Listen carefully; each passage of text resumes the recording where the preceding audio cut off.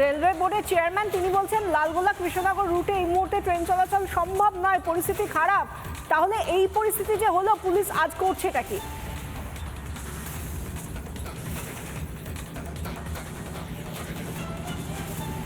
Police আজকে ওখানে diploid রয়েছে, কিন্তু যেটা সমস্যা হয়েছে যে যেভাবে এই মবটা ছড়িয়েছে, যেভাবে বেলডাঙ্গা জুড়ে মবটা ছড়িয়েছে, সেক্ষেত্রে দাঁড়িয়ে পুলিশ যদি এক্ষেত্রে লাঠিচার্জ করে সেক্ষেত্রে পরিস্থিতি অন্যরকম হয়ে যেতে পারে।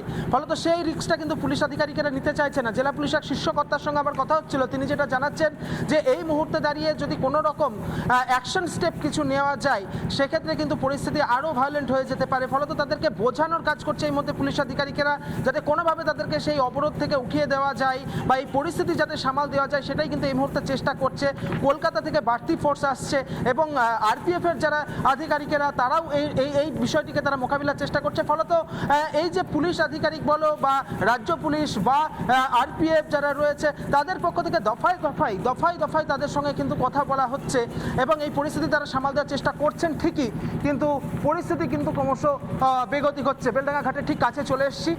ঘাট নৌকা থামলে ওপারটাই হচ্ছে বেলডাঙ্গা এবং তুমি দেখতে পাচ্ছ মানুষজন তারা দাঁড়িয়ে রয়েছেন সারিবদ্ধভাবে, অটো টোটো দাঁড়িয়ে রয়েছে এবং যেভাবে সড়ক পথ বিভিন্ন জায়গাতে NH-12 অর্থাৎ 12 নম্বর জাতীয় সড়ক অবরোধ করে দেওয়া হয়েছে, রেল অবরোধ করে দেওয়া হয়েছে, মানুষের দুর্ভোগের কিন্তু শেষ নেই এবং সেই কারণে এখন অন্যতম মাধ্যম হচ্ছে এই জলপথ। আমি রাস্তাকে দাসকে বলবো গাড়িতে আসার জন্য, কারণ গাড়ি ছাড়তে হবে এই মুহূর্তে।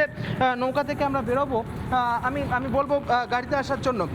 এই মুহূর্তে আমরা গাড়িতে করে ফের বেলডাঙ্গা সড়ক পথের উদ্দেশ্যে আমরা রওনা দেব এবং যে ছবি আবারও যে ছবিটা বলার, যে ছবিটা দেখানোর, যে এই যে সার্বিক ছবি, সেটা কিন্তু অনেকটাই কিন্তু ভয়ঙ্কর। এই মুহূর্তে পরিস্থিতি খুব বেগতিক হয়ে গেছে, পরিস্থিতি ক্রমশ বেগতিক হচ্ছে। বেলডাঙ্গা ঢুকে গেছি, নৌকা পার হয়ে ওপারে উঠলেই কিন্তু প্রচুর মানুষ তুমি দেখতে পাচ্ছ, কারণ এই জলপথ এখন অন্যতম মাধ্যম হয়ে দাঁড়িয়ে গিয়েছে।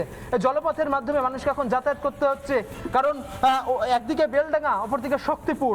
ফলত এই শক্তিপুর দিয়ে আবার বহরমপুরের দিকে যাওয়া যাবে, কাঁদির দিকে যাওয়া যাবে। এই যে সড়ক পথে একটা মূল যোগাযোগের মাধ্যম, অর্থাৎ বলতে গেলে উত্তর থেকে দক্ষিণে একটা যোগাযোগের মাধ্যম হচ্ছে এই সড়ক পথ, যে সড়ক পথ এখন কার্যত দফায় অবরুদ্ধ হয়ে গিয়েছে। আমরা ঘাটে চলে এসেছি, বেলডাঙ্গায় চলে এসেছি, আমরা যাওয়ার চেষ্টা করব ঘটনাস্থলের দিকে। তবে বিভিন্ন জায়গাতে আটকানোর চেষ্টা করা হচ্ছে, পুলিশের পক্ষ থেকে ব্যারিকেড করা হচ্ছে, যারা অবরোধকারী তাদের পক্ষ থেকে বাধা দেওয়া হচ্ছে। সেই বাধাকে উপেক্ষা করে এই মুহূর্তে আমরা নৌকায় করে জলপথে এই মুহূর্তে আমরা এসে পৌঁছলাম বেলডাঙ্গায়। সমস্ত বাধাকে উপেক্ষা করে আমরা যাওয়ার চেষ্টা করব ঘটনাস্থলের দিকে। যাওয়ার চেষ্টা করব খুব সতর্কতার সঙ্গে। ঘাটে উঠতে হবে, কারণ একেবারেই দেখা যাচ্ছে যে টিনের পাত দিয়ে এইভাবে কিন্তু গাড়ি পারাপার করা হচ্ছে, কারণ উপায় নেই, কোনো রকমের উপায় নেই। এই একমাত্র নৌকায় করে মানুষকে যাতায়াত করতে হবে এবং এই মুহূর্তে দাঁড়িয়ে আর এই এখনই অন্তত এই যে গুন্ডারাজ চলছে তা থেকে মুক্তি নেই, এমনটাই অন্তত বোঝা যাচ্ছে, কারণ এত ঘন্টা ধরে চলছে। ইতিমধ্যেই ইন্দ্রাশিস, তুমি যেরকম পুলিশের উচ্চপদস্থ আধিকারিকদের সঙ্গে কথা বলেছো, আমরাও এখান থেকে চেষ্টা করে গিয়েছি, যিনি বিধায়ক রয়েছেন স্থানীয় তৃণমূল বিধায়ক আসাদুজ্জামান, তার সঙ্গে কথা বলার জন্য। তিনি এই মুহূর্তে কোনো রকমভাবে কোনো প্রতিক্রিয়া দিতে, কোনো কথা বলতে চাইছেন না, আমাদেরকে কথাই জানিয়েছেন। হ্যাঁ ইন্দ্রাশিস, তুমি যেটা বলছিলে। ইন্দ্রাশিসের কাছে যাবো, কিন্তু তার আগে আমরা এই মুহূর্তে যে ছবিটা দেখাচ্ছি, ভরতপুরের বিধায়ক এবং জনতা উন্নয়ন পার্টির চেয়ারম্যান, তিনি পৌঁছে গিয়েছিলেন এই বেলডাঙ্গায় যখন ঘটনা ঘটছে, যখন এই অগ্নিগর্ভ পরিস্থিতি আজ নতুন করে তৈরি হচ্ছে, সেখানে বিক্ষোভকারীদের সঙ্গে কথা বলার জন্য গিয়েছিলেন হুমায়ুন কবির। তাকে দেখেও রীতিমতো বিক্ষোভে ফেটে পড়েছে এই অবরোধকারীরা, পুলিশের সঙ্গে রয়েছে আমরা দেখতে পাচ্ছি, কিন্তু পরিস্থিতি সামাল দেওয়ার মতো এই মুহূর্তে পুলিশের হাতে কিছু নেই। গতকালও আমরা দেখেছিলাম 6.5 ঘন্টার মধ্যে অন্তত পুলিশের হাতে কিছু ছিল না। এখন যেটা আমাদের প্রতিনিধি ইন্দ্রাশিস যেরকম বলছিল যে জলপথ ছাড়া স্থলপথে যাওয়ার মতো অবস্থা নেই, হুমায়ুন কবিরের অবস্থাটাও দেখুন, ঠিক সেখানে গিয়ে এই পরিস্থিতির মুখোমুখি হয়েছেন তিনি। কি বলেছেন তারপর হুমায়ুন কবির, শুনুন।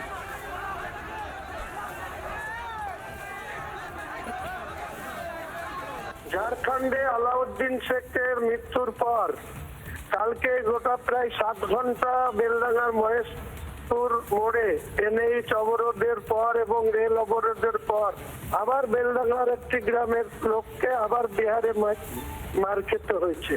তাকে নিয়ে এসে বেলডাঙ্গা মেডিকেল নতুন হসপিটালে চিকিৎসারত ছিল। হঠাৎ করে সকালে কে বা কাহারা রুটি দেয় যে এই ছেলেটিও নাকি মারা গিয়েছে।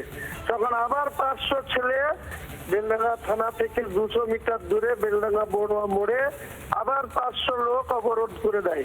আমি সেখানে পৌঁছিয়ে তাদেরকে যথেষ্টভাবে বুঝিয়ে সুঝিয়ে তাদেরকে চাপ দিয়ে অবরোধ মুক্ত করি। সেখানে প্রশাসন দাঁড়িয়ে আছে। প্রশাসনের অত্যন্ত নিন্দনীয় বিষয়, প্রশাসন সেখানে কোনো সক্রিয়তা দেখাচ্ছে না। প্রশাসন সেখানে দাঁড়িয়ে দাঁড়িয়ে দেখছে।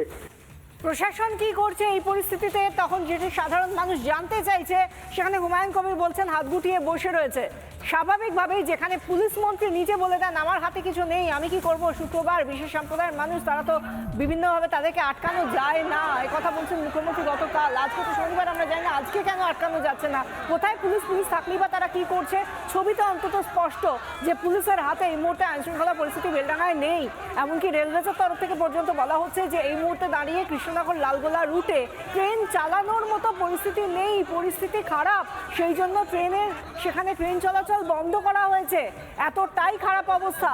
আর সেখানে পুলিশ কি করছে, পুলিশের কেন দেখা পাওয়া যাচ্ছে না? পুলিশ শুধুমাত্র একটার পর একটা কথা হয়তো বলে যাচ্ছে আমাদের প্রতিনিধিদের সঙ্গে, কিন্তু আদতে যেখানে অগ্নিগর্ভ পরিস্থিতি হচ্ছে ঘন্টার পর ঘন্টা, সেখানে কিন্তু তাদেরকে কোনো রকম সক্রিয় ভূমিকায় দেখা যাচ্ছে না।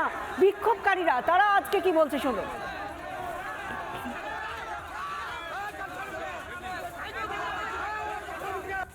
কখন মেরেছে, কবে? কালকে মেরেছে বিহারে।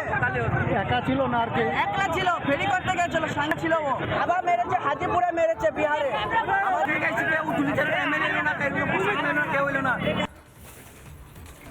নানা ধরনের কন্টেন্ট দেখার জন্য লাইক করুন, শেয়ার করুন আমাদের ফেসবুক পেজ, সাবস্ক্রাইব করুন আমাদের ইউটিউব চ্যানেল। পাশাপাশি অন্যান্য ব্রেকিং নিউজের জন্য অবশ্যই চোখ রাখুন রিপাবলিক বাংলায়।